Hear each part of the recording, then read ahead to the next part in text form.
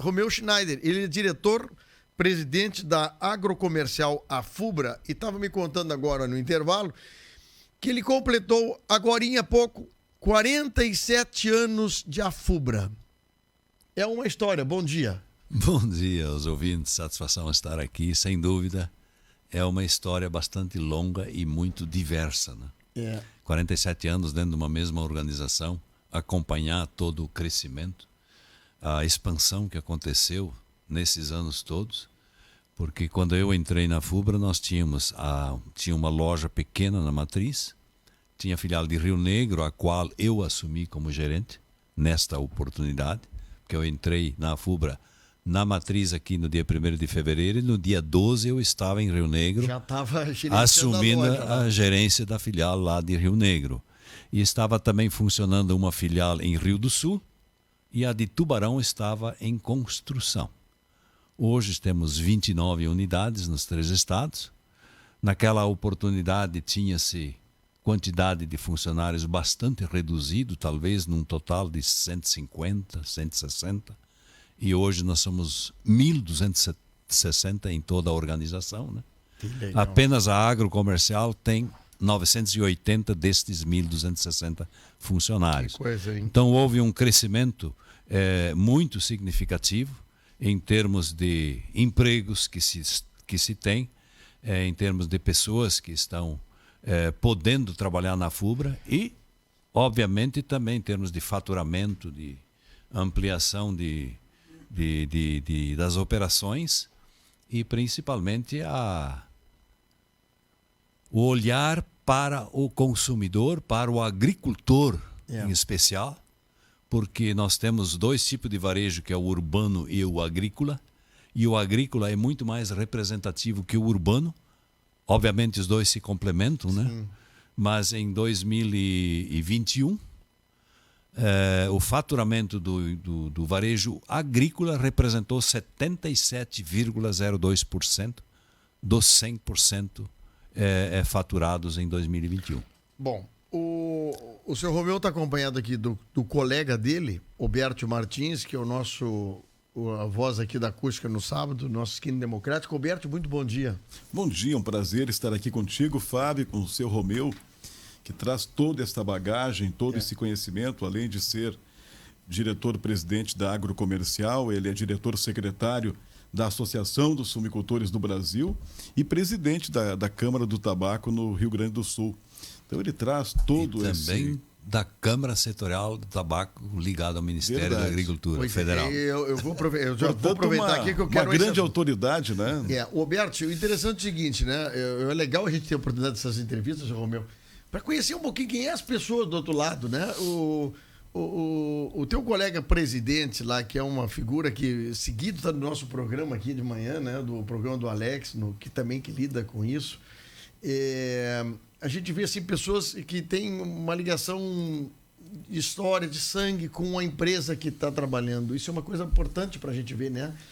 E uma coisa que, além da juventude, da força de trabalho que tem nas lojas, na direção, nos próprios compradores, na gerência comercial, há também dentro da direção pessoas que acabam dando um balanço, um contraponto na experiência, no olhar, de manter uma coisa assim, sempre com o cordão umbilical mantido, como o senhor falou, com o produtor rural, né? Que foi a introdução da Fubra, no momento com o sucesso na história, né? Sem dúvida alguma, nós temos a nossa origem na agricultura.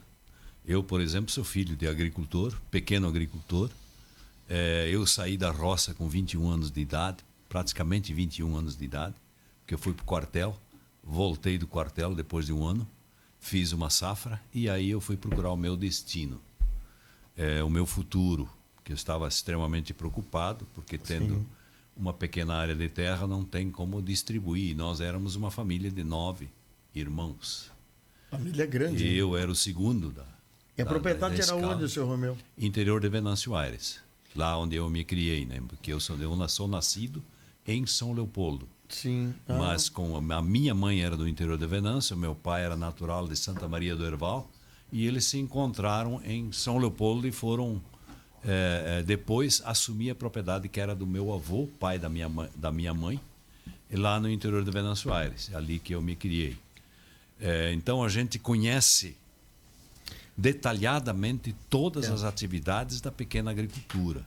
Não tem nada, praticamente nada que a gente não conhece. Eu acho que isso é interessante. Por isso que eu lhe falo assim, que vocês, a FUBRA tem uma característica diferente que eu vejo de outros lugares, assim, né? É de manter uma turma, assim, mais experiente dentro do grupo de administração, das decisões, mesmo dando chance, dando oportunidade para a turma nova fazer coisas.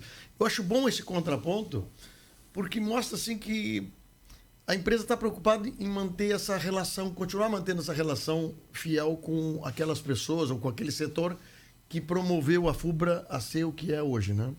Sem dúvida alguma, isso é extremamente importante, porque sempre se procura fazer para que a pessoa, dentro da sua atividade, ela fique engajada dentro de uma função a qual ela tem queda para isso, ela goste disso, e aí ela consegue, inclusive, fazer e dar o melhor de si para a organização, e ela também se sente feliz.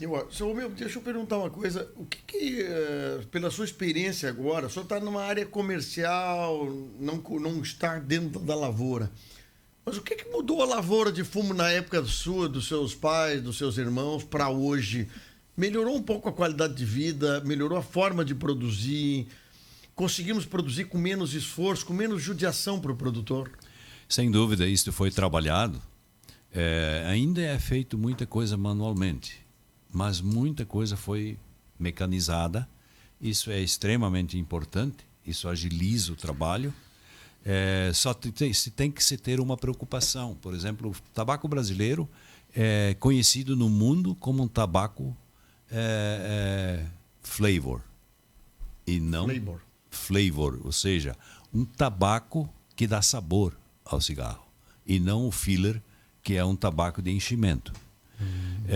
E isso acontece por quê? Porque o produtor colhe o tabaco no momento certo, na sua grande maioria das vezes, ele colhe ele maduro, apanha as folhas que estão em condições de apanhar, ele não é tirado pela máquina. Sim, que é uma diferença muito grande, e isso que dá a garantia do mercado do tabaco brasileiro, porque 70%, 80% do tabaco usado para dar sabor ao cigarro no mundo, ele vem do Brasil.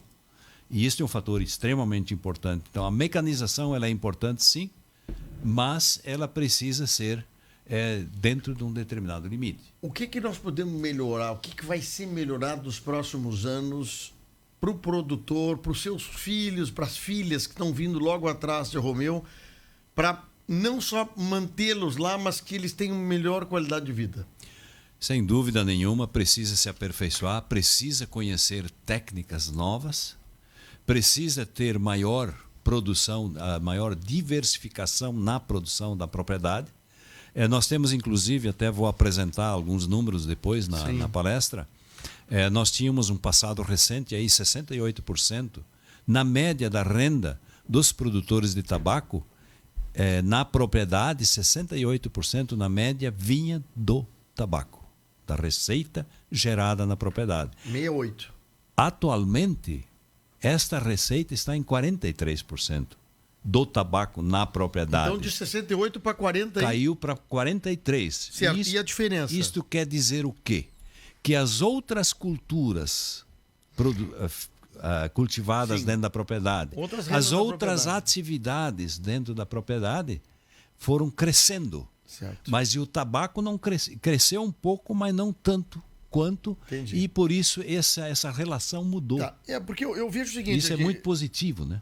Semana agora eu te contei com dois produtores aqui, o Roberto deve saber quem é, o Nelson Bieraltz, que é aqui da Chuvisca, e o Reinaldo Miritz, que é lá da... Perdão, Nelson Miritz é da Santa Alta, e o Reinaldo Miritz é lá da Chuvisca. Abraço. E estavam contando sobre a questão do fumo, do preço, essas coisas todas, né? E aí agora eu quero lhe perguntar pela sua experiência. O senhor que está na Câmara do Tabaco e junto ao Ministério da Agricultura, que é outra coisa importante a gente saber o seguinte. Como o Brasil poderia se portar melhor mediante o comércio internacional do fumo, tendo isso que o senhor falou, um produto que tem qualidade, tem diferencial, tem sabor, e parece que ainda nós somos refém para determinação de preço, de qualificação, seu Romeu. Existe uma questão muito forte que nem sempre é considerado. E este ano isso salientou, isso caiu aos olhos de todo mundo, que é a questão da oferta de produto. Este ano teve pouca oferta em relação a anos anteriores, porque juntou diversas coisas que fizeram com que tivesse menos oferta. Primeiro, as entidades fizeram campanha para que o produtor reduzisse o plantio. E nós conseguimos, sempre quando eu falo na média dos 3 estados. Isto não quer dizer que aqui seja exatamente assim, mas nos 3 estados é esta a média. Então nós conseguimos nos 3 estados fazer com que o produtor reduzisse em algo de 10% da área produzida na última safra. Certo. Isso é realidade. Acaba diminuindo um pouco da oferta do produto. Exatamente. Depois veio o clima que reduziu mais alguma coisa. E aí aconteceu também que na África, que são os países concorrentes nossos, diretos, também tiveram problema de clima e tiveram redução de produção. E aí a oferta diminuiu mais ainda. A oferta no mundo, então, foi menor. Foi menor, porque nós temos que ter uma coisa muito consciente de que a redução do consumo de tabaco no mundo é uma realidade. O senhor sabe que eu estive na Europa 2 anos atrás. E eu e a esposa fomos fazer um passeio, ficamos uns 15 dias viajando. Eu nunca vi tanta gente fumando na Europa. É impressionante. A gente não vê aqui no Brasil. Eu também percebi. De gente fumando lá. Senhor Romeu, essa coisa que nós temos aqui, que tu tem um telhado e não pode fumar, lá na Europa não tem isso. Não. Eles falam, o mundo fala que nós temos que parar de fumar, mas a Europa, que eu nos Estados Unidos faz muito tempo que eu não vou, mas a Europa é o contrário. Sim. E, quer dizer, daqui a pouco prega-se, isso eu quero dizer para o senhor, daqui a pouco o que se prega no Brasil, o que se informa, o que chega para nós brasileiros, tem que parar de plantar fumo, tem que fumar menos, não sei o quê, mas em contrapartida, isso serve justamente para fazer o contrário, para amassar o nosso produtor rural, para apertar o nosso produtor rural para que ele não tenha preço ou qualidade na hora de vender o fumo. Quer dizer, dizem as coisas para nós, mas o que eles querem, eles conseguem comprar pelo melhor preço. Exatamente, essa é a grande preocupação. Sim, a gente sempre tem levantado essa questão e aí nós temos aí historicamente quem foi que assinou a Convenção Quadro? Luiz Inácio Lula da Silva. Foi ele que assinou a Convenção Quadro. E aí iniciou todo um problema no Brasil, né? Todo um problema para os produtores brasileiros. Aí tem muito político que diz, eu sou contra fumar, mas eu não sou contra a produção de tabaco. Tem que se lembrar de que o que se faz com o tabaco? É fumar. Se faz o cigarro e se fuma. Essa é a maneira de consumi-lo. Então é a mesma coisa eu dizer, olha, plantem feijão, mas não comam feijão. Isso é um contrassenso. O discurso e a realidade foi completamente diferente. E o Brasil foi... Eu me lembro logo depois dessa coisa da Convenção Quadro, o pânico que se criou no Brasil, e principalmente para vocês, da FUBRA, para produtores e outras coisas mais, porque é o seguinte, criaram um negócio agora, nós vamos ter que parar de plantar fumo de uma hora para outra. E nós não temos uma outra realidade agrícola para substituir numa velocidade e numa renda necessária. Alternativa. Simplesmente era o seguinte, olha, vamos parar de plantar fumo, assinaram o contrato lá e os produtores rurais ficaram à deriva. Sim, ficaram à deriva e a gente se preocupou muito, trabalhou muito para que a gente conseguisse pelo menos... foi feita uma carta interpretativa assinada por 6 ministros. Isto nós conseguimos, onde tem diversas cláusulas que precisam ser respeitadas. E, infelizmente, isso não está sendo respeitado. Inclusive, criaram órgãos dentro do governo para cuidar da implementação da Convenção Quadro. E este está um trabalho muito grande.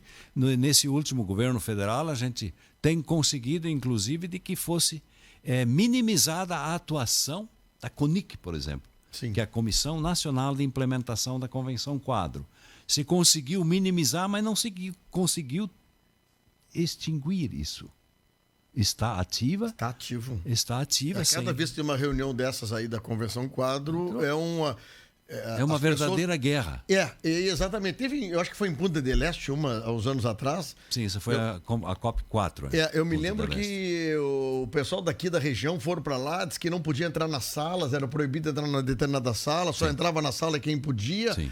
Assim, um negócio meio assim, ó. Olha, só entra na sala quem é a favor de acabar com o fumo. Quem é contra a conversão quadro, quem era contra esse negócio não podia entrar. Não podia participar e, não se manifestar, e nem se manifestar. Eu não participei dessa COP4, eu participei de todas as outras. Participei na da Índia, na da Coreia do Sul, na de Moscou, na de Genebra.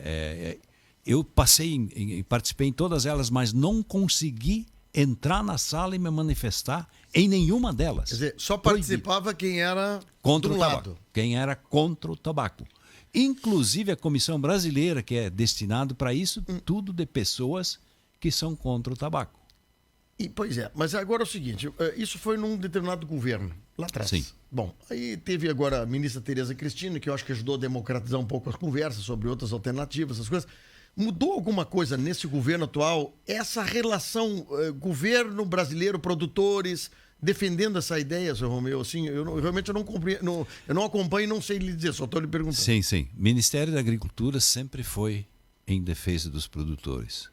Sempre. Certo. Só que quem está liderando essa campanha dentro do Brasil e que é responsável pela Convenção Quadro ou implementação da Convenção Quadro é o Ministério da Saúde. E aí a coisa é muito diferente, porque eles não aceitam. Tem inclusive agora uma tomada pública acontecendo pela Anvisa, que vai encerrar dia 11 de maio, sobre os DEFs, ou seja, os dispositivos eletrônicos de fumar. Sim. Porque no Brasil é proibido. E a recomendação da própria Anvisa é de que não se autorize a comercialização e o consumo desses dispositivos. E isso é muito ruim, porque eles dizem de que não tem uma comprovação científica de que isto não faça mal para a saúde. É óbvio que isto faz muito, muito menos mal para a saúde do que o cigarro normal. Porque esses dispositivos não têm fumaça, eles têm só vapor. 95% com certeza é menos prejudicial para a saúde. Por que a Anvisa não se preocupa em dar uma opção para os fumantes de que eles possam consumir o tabaco de uma forma diferente que seja menos prejudicial? Senhor Romeu, a experiência do senhor me ajuda a que eu faça contrapontos nesse assunto, assim. Aqui na rádio eu tenho dois exemplos. Dois amigos, dois colegas nossos que eram fumantes. E eu sempre fui incomodado com o cara fumar durante o serviço. Então, para os dois fumar, onde nós estávamos na rádio anterior, eles tinham que fumar na frente da rádio. Externamente. Então, o senhor passava na frente, tinha dois caras fumando. Daqui a pouco o senhor passava para cá, tinha dois caras fumando. Era um hábito deles de fumar. Sim. E eles tinham que fumar fora do ambiente. Veio o cigarro, esse eletrônico, e começaram a fumar e perceberam que a dependência do cigarro, de tabaco, diminuiu. E nós conseguimos com que os dois parassem de fumar graças ao dispositivo cigarro eletrônico. Exatamente. Eu acho que foi graças a isso. E graças ao constrangimento que eu criava para eles, de eles trabalhar na rua, mostrando para eles. Então eu pergunto o seguinte, parece que essas instituições não têm interesse realmente de resolver as coisas. Proíbe, mas não proíbe. É que nem o ivermectina, né? Que é um remédio que a minha mãe me dava e dava para todos os nossos filhos uma vez por ano, na véspera do verão, para a questão das lombrigas, aquelas coisas. E que parece que agora podia nos ajudar de alguma forma na Covid, e alguém disse, isso não ajuda, é proibido. Mas durante meus 50 anos eu tomei todos os anos, obrigatório pela minha mãe, pelo meu pai, e agora é proibido. Então, eu digo, parece que as coisas têm gente com outros interesses, não sei se o senhor concorda. Isso é tratado muito ideologicamente, né? E aí a coisa vai para um caminho muito complicado. Com toda certeza, dentro dos dispositivos de fumar, eletrônicos de fumar, existe aquele que recebe tabaco em menor quantidade do que o cigarro original, porém de uma forma diferente, ele é aquecido, porque é o chamado dispositivo aquecido de tabaco, que dá o vapor, mas existem os outros eletrônicos que são nicotina líquida. Sim. E estes não são muito aceitos. Inclusive, fazem com que aconteça aquilo que você citou, de fazer a pessoa parar de fumar. Porque o fumar também é um hábito. O hábito. E no momento que você muda a maneira, o sistema de fumar, você tem que mudar teu hábito. E isso faz com que as pessoas se afastem disto. Né? Ô, seu Romeu, deixa eu aproveitar o senhor aqui, vou tentar aproveitar um pouquinho mais sobre a estrutura da Agrocomercial Afubra. Hoje vocês estão com 980 colaboradores diretos em 3 estados. Sim, na Agrocomercial Afubra. Sim. Há outros estados onde a Afubra tem interesse de começar a atuar, divulgar e ter mais lojas, mais o trabalho que vocês fazem, além dos 3 estados do Sul? Não, nós atuamos nos 3 estados do Sul, não temos, aliás, temos sim, e estamos atuando em outros estados, como São Paulo, até Brasília, Goiás, Minas Gerais, através do e-commerce. Sim. Isso nós já estamos atuando. Sim. Não temos interesse, pelo menos de momento, de fazer uma ampliação com estabelecimentos físicos, colocar à disposição nesses outros estados, porque nós sempre estamos muito atrelados na questão da origem da Afubra, a finalidade dela, e nós estamos na região onde se produz tabaco, nos 3 estados do Sul. Há uma relação de comprador e vendedor. E está uma relação simbiose. muito forte nesse sentido. E por isso, nós estamos nessas regiões onde se produz tabaco. Com certeza, a preocupação é de que nós atendemos os nossos associados, os nossos clientes, parceiros, com a área agrícola, porque o agronegócio está evoluindo e os nossos associados todos estão ligados na área agrícola, são produtores. Vocês têm uma área assim, destinada a pequenos agricultores e a gente percebe que vocês enveredaram também para grandes agricultores, né? Inclusive a estrutura montada aqui no Distrito Industrial demonstra isso, de ter mais estoque, mais próximo às regiões para distribuição mais fácil de produto. Sim. Essa questão, por exemplo, fertilizantes, insumos que tem que ser importado, como é que está isso na concepção da Afubra? Tem dificultado isso ou isso é passageiro? Até o presente momento, a única dificuldade que se tem é o valor, o preço desses produtos que subiu estratosfericamente. Né? E a preocupação é de que isso possa subir até mais. Mas eu digo em diversas oportunidades, já disse isso, de que o consumidor hoje ele pergunta se tem produto para entregar. E o preço vem em segundo plano. No passado sempre era o preço em primeiro plano, nem se pensava se tem para entregar ou não tem para entregar. Hoje começam a perguntar nesse sentido. O problema maior vai acontecer no segundo semestre, com a possibilidade de ter falta de produto. Independente da situação da guerra na Ucrânia e Rússia, porque aconteceu um intervalo, mesmo que ela acabe, daqui a pouco vai terminar a guerra, espero que isto aconteça, sim, né? Tá. Mas aquele intervalo de interrupção que, quando a guerra começou, simplesmente parou o carregamento de produtos de matéria-prima para ser exportado. O que está chegando hoje ainda são navios que já estavam carregados e que estavam até muitos navegando. Sim. A Afubra importa direto esse produto ou ela tem um importador e compra desse importador? Não, esses insumos nós no passado já chegamos a fazer importação de insumos, principalmente ureia. Só que atualmente nós não estamos fazendo a importação de insumos. Que é uma operação complicada. É bem complicada. Em volumes, né? Porque você tem que importar um navio de 50 mil toneladas. E aí acaba sendo... Às vezes, e aí é de uma matéria-prima, mas para fazer a formulação você precisa, no mínimo, 3, né?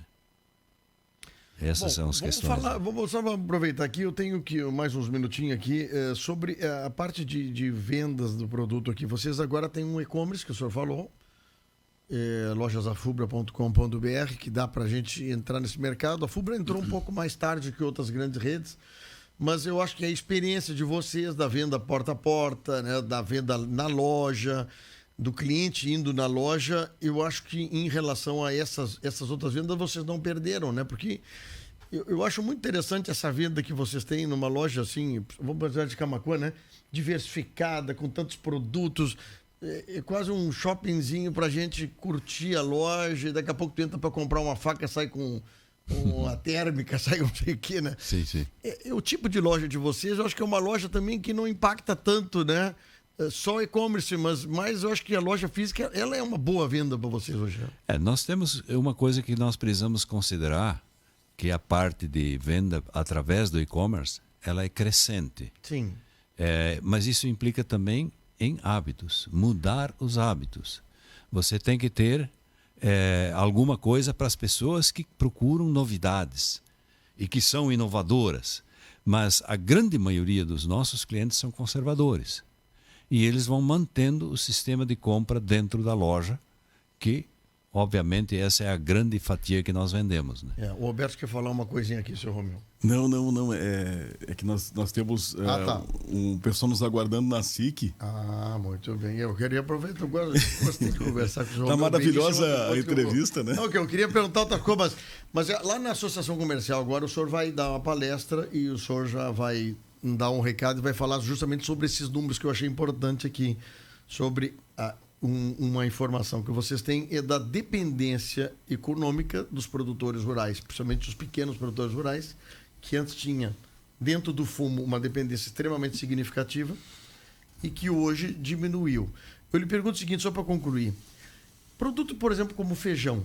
Quando nós tínhamos produção de feijão, só que a estrutura estadual, a vigilância sanitária, aquelas coisas, não permite mais que o produtor venha de carroça, ou agora de caminhão ou de caminhonete, e vender o produto in natura na cidade. Esse é um problema. Né? Como isso poderia a FUBRA motivar a criação, a formatação, daqui a pouco, de pequenas cooperativas, ajudar para que a gente tenha um produto de valor agregado tão bom como o feijão, ser produzido nas nossas terras aqui? Tem-se inclusive uma dificuldade bastante grande. Nós queríamos vender milho, porque nós nós estamos no mercado comprando soja, comprando trigo, comprando milho, porque nós montamos uma unidade de grãos, silos, que começou a operar no ano passado, lá no próprio parque da Expo Agro, né? Bastante grande e fomos muito bem, inclusive. Mas nós queríamos, por exemplo, vender milho consumo. Vender o grão de milho na loja, consumo. Mas para fazer essa embalagem, onde nós temos que pôr, obviamente, a marca FUBRA em cima, isto é encarado como uma transformação. E aí tem um caminhão de legislação que regula isso, que nós temos que nos adaptar. E por isso nós ainda não começamos a fazer isso. Estamos ainda estudando para ver a viabilidade econômica disso.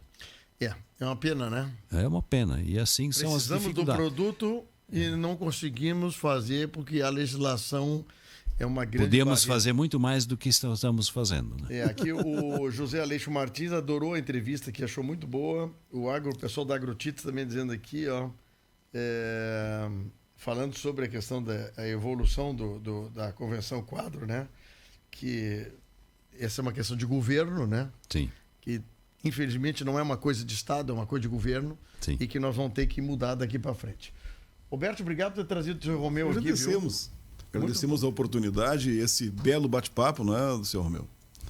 E gostaríamos de ficar mais tempo, mas lamentavelmente estamos com o tempo limitado hoje. Aproveitar a agenda do seu Romeu aí, tiramos de casa ele, tem que aproveitar.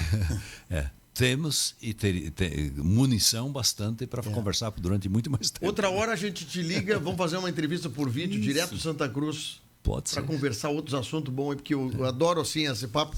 Porque, pessoal, para falar mal, tem um monte de gente. Para falar bem, pouca gente. Agora, apresentar sugestões, soluções, está faltando esse meio ainda para a gente dar um jeito. Sem dúvida. Obrigado pela atenção de ter vindo aqui. Sucesso na reunião almoço agora da Associação Comercial. Agradeço a oportunidade, né? Deixo um abraço aí para todos os ouvintes da Rádio Acústica. É uma satisfação estar aqui pessoalmente e esperamos que isso possa se repetir mais vezes daqui para frente. Tudo, obviamente, não aconteceu antes porque é por causa da pandemia, né? Que nós no outro dia eu vou fazer um churrasco aqui na rádio, trazer o seu Romeu aqui, aí sim. Aí vai sair prosa bem boa. Pessoal, muito obrigado.